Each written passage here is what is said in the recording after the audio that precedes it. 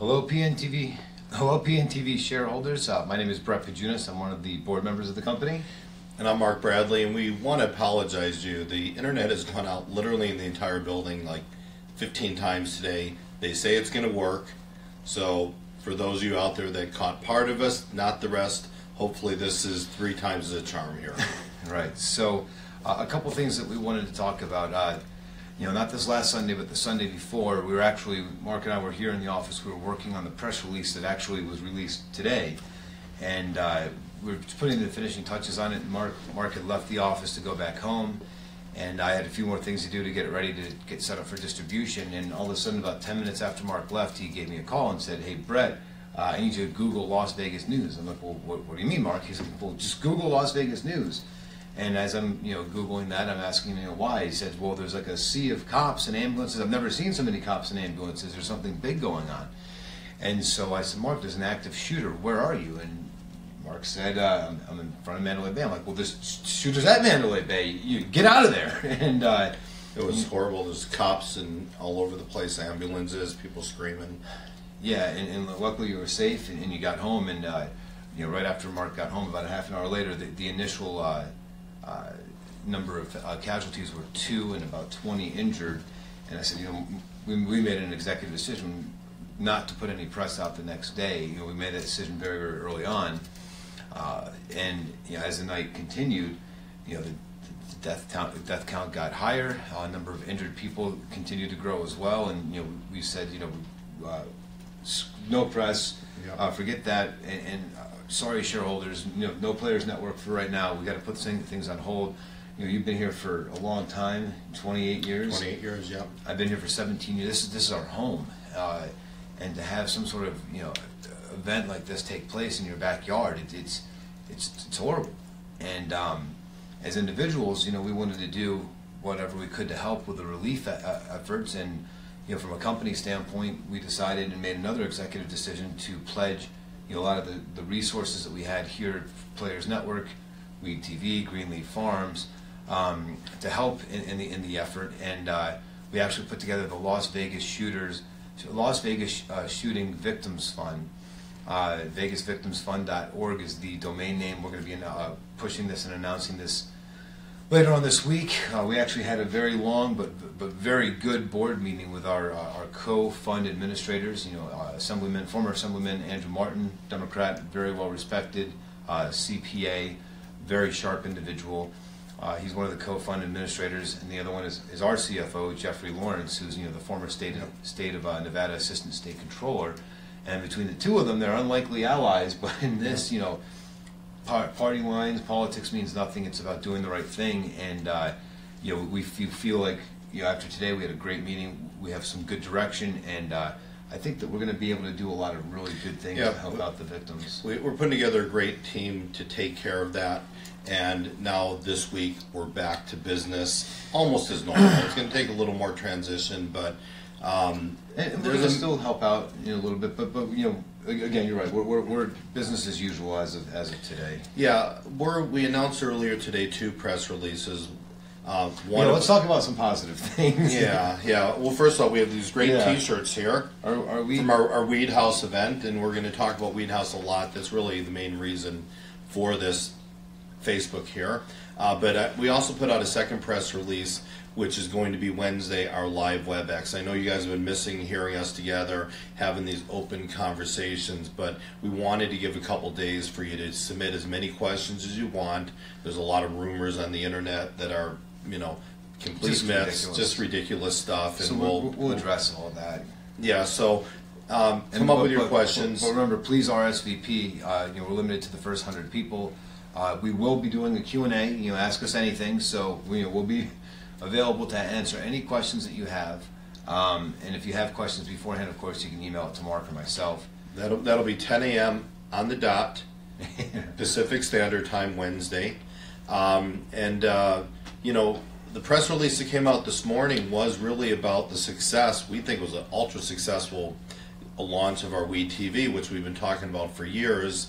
It's very interesting because one of the things we're going to talk about Wednesday is how all this works together. We're going to draw the dots together, how Weed TV works with Greenleaf Farms, Marijuana Accelerator, and how it benefits shareholders in the entire company. So you're going to get a lot of information on that. And I think you'll be very excited to be a shareholder and be a part of this company. And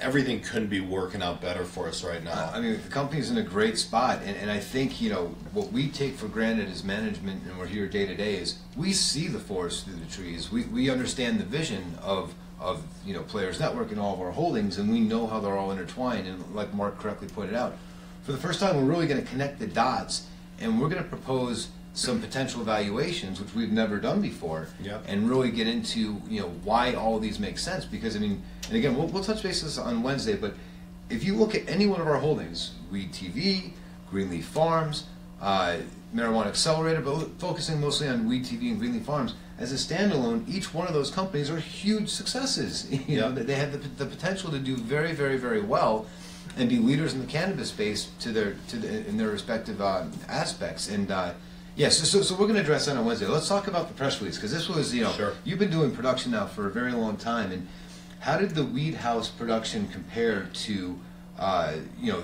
previous? I mean, your career of production.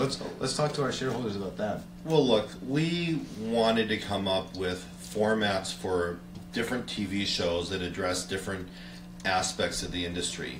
Certainly, we had the party aspect, which was the recreational side of things, talking a lot about that. We had the cooking aspect, which was a show called Pot and Pans. And the kitchen was just so cool. The kitchen was great. We had 16 celebrity chefs that did amazing recipes, as well as talked about the benefit of why you're doing certain recipes, certain mixtures from a health standpoint. I mean, very little bit of it was, you know, to get high. Yeah, it was not from a recreational standpoint. Michael Burke created this great series called Blunt Talk. Michael Burke, just so you know, he's our other board member. He's the executive producer and creator of Baywatch. Yeah, and Michael's been involved with this company for 15, 16 years. He's just an amazing man.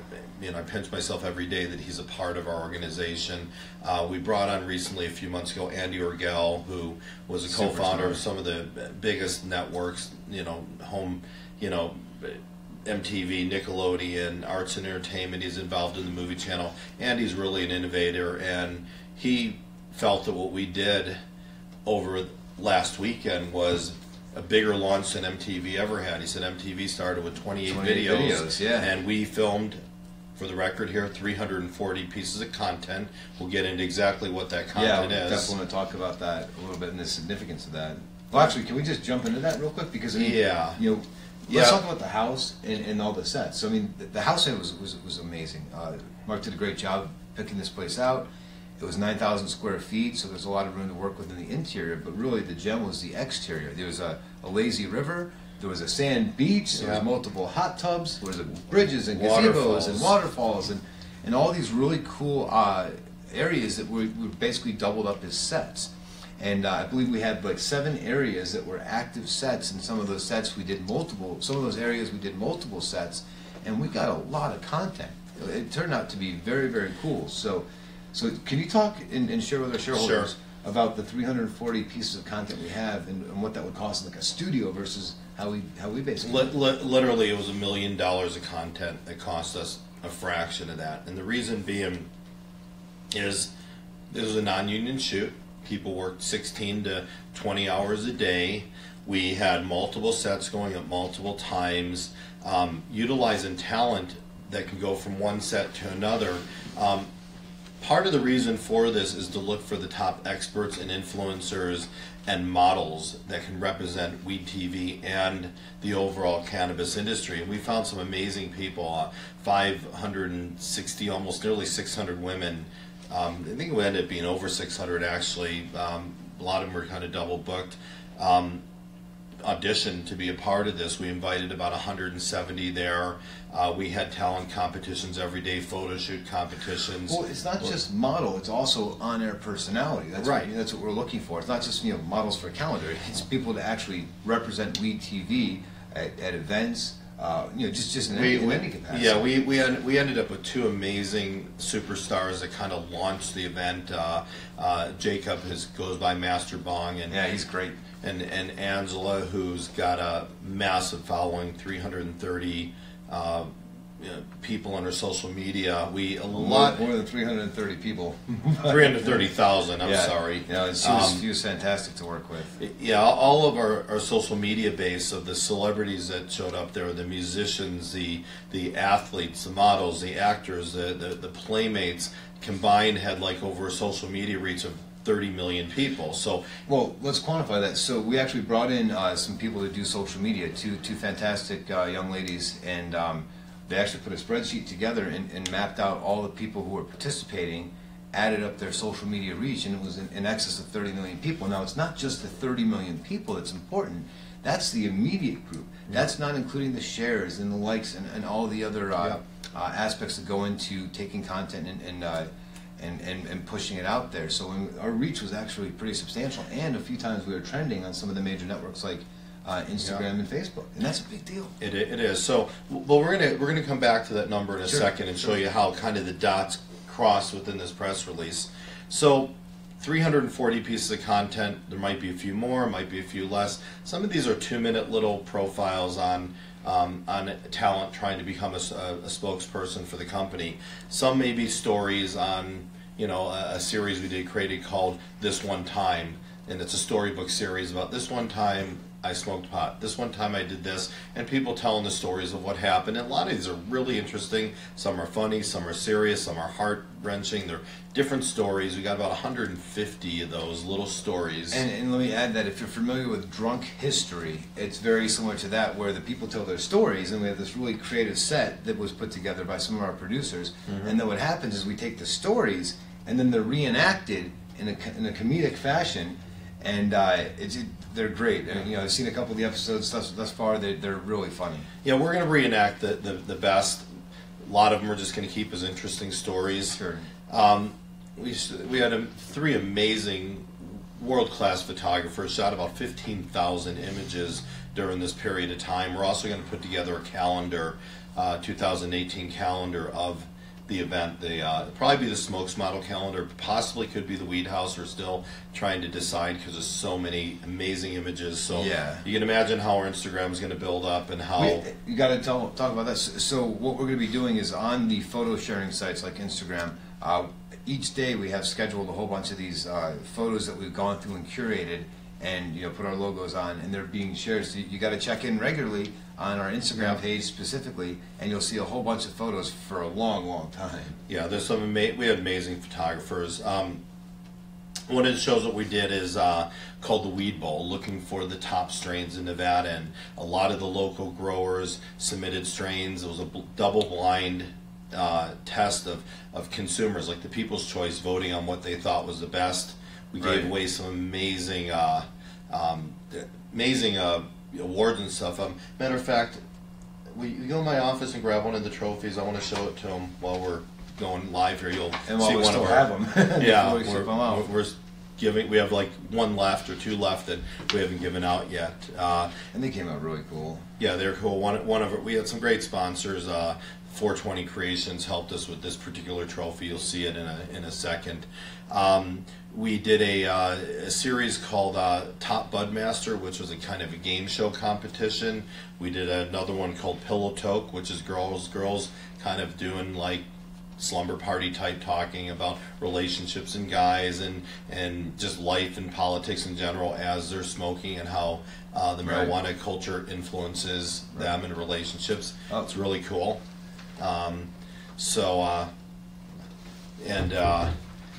Here we go. Yeah, so here's, which one was this?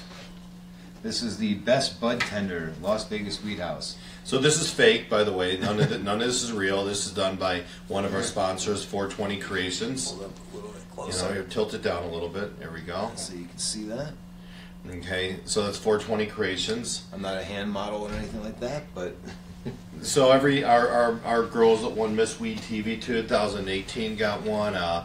Different people. We had of course Weed Bowl. Weed Bowl. So anyway, the reason we did this as a live stream, we got I don't even know the exact number, but there were thousands of people literally watching and sharing this stream. We got hundreds of people that actually signed up for the Weed TV website. Our Instagram grew, our Facebook grew, our Twitter grew, all of our social media grew. So part of the strategy is, as we start releasing these pieces of content, I realize 340 pieces of content is a lot of content. Some of these are full episodes, 30-minute episodes of shows. Some are shorts, like 15 minutes. A lot of them are 5-minute, 2-minute pieces. It's really made to be digital content, to be able to watch and consume and search for different content. It really becomes the base. Right. And what happens is someone that is inside of a video, so for example, one of our celebrities is